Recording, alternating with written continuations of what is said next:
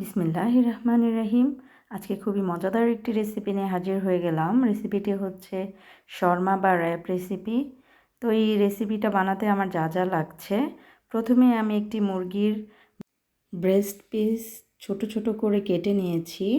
এরপর এতে দিয়ে দিচ্ছি সামান্য একটু আদা রসুন পেস্ট, দিয়ে দিচ্ছি সয়া সস, দিয়ে দিচ্ছি প্যাপ্রিকা পাউডার, এরপর দিয়ে দিচ্ছি সামান্য একটু ধনিয়ার পাউডার, এরপর দিয়ে দিচ্ছি গোলমরিচের গুঁড়া। গোলমরিচের গুঁড়োটা আমি একটু বেশি দিয়েছি। এখন দিয়ে দিচ্ছি স্বাদমতো লবণ ও একটি ডিম। ডিমটা দেওয়ার পরে দিয়ে দিচ্ছি 3 টেবিল চামচের মতো কর্নফ্লাওয়ার। কর্নফ্লাওয়ারটা দেওয়া হয়ে গেলে এখন আমি সবগুলো উপকরণ ভালোভাবে একটু মাখিয়ে নিব। এই তো আমার মাখিয়ে নেওয়া শেষ। এখন চুলায় একটি প্যান বসিয়ে দিয়ে দিচ্ছি পরিমাণ মতো তেল। এখন মেখে রাখা চিকেনগুলো আমি একটা একটা করে গরম তেলের মধ্যে দিয়ে দিব।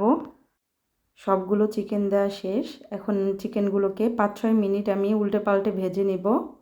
এই তো আমার চিকেনগুলো প্রায় ভাজা শেষ। এখন এগুলোকে আমি প্লেটের মধ্যে উঠিয়ে নিব। একই প্রসেসে আমি সবগুলো চিকেনকে ভেজে নিয়েছি।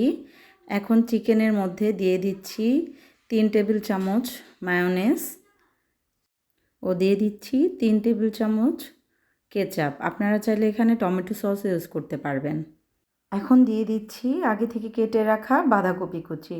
আপনারা চাইলে এখানে অন্য সবজি ইউজ করতে পারবেন, আমি করিনি, আমি শুধু বাঁধাকপিটাই ইউজ করেছি। বাঁধাকপি দিয়েই আমার কাছে এটা বেশি ভালো লাগে। এখন সবগুলো উপকরণ আমি ভালোভাবে একসাথে মাখিয়ে নিব। চিকেনগুলোকে হাতের সাহায্যে একটু ভেঙে দিচ্ছি।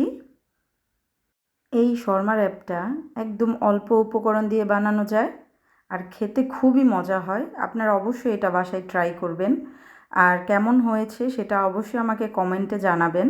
এটা আমি আমার বাসায় প্রায় সময় বানাই আর এটা আমি যাদেরকে খাইয়েছি সবাই খুব প্রশংসা করেছে। তো আপনারাও অবশ্যই বাসায় ট্রাই করবেন। চিকেনের মিশ্রণটা বানিয়ে নেওয়া শেষ। এখানে আমি একটা রেডিমেড রুটি নিয়েছি। আপনারা চাইলে নান রুটি বা তন্দুরি রুটিও নিতে পারেন। তো রুটির মাঝখানে আমি চিকেনের মিশ্রণটা দিয়ে দিচ্ছি। এটাকে এখন আমি র্যাপ করে নিব। তো আমি দুই সাইড থেকে একটু ভেঙে নিলাম। এটা দেখেই বুঝতে পারছেন আমি কিভাবে এটা ফোল্ড করছি, খুবই ইজি। তো আমার র্যাপটা রেডি হয়ে গিয়েছে, শুধু চুলায় একটু সেঁকে নিচ্ছি। তো এই তো এখন আমি মাঝ বরাবর এটা একটু কেটে নিব।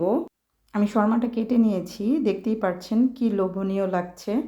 যদি আমার ভিডিওটা ভালো লাগে অবশ্যই সিদ্দিস ফুড চ্যানেলের সঙ্গেই থাকবেন। ধন্যবাদ।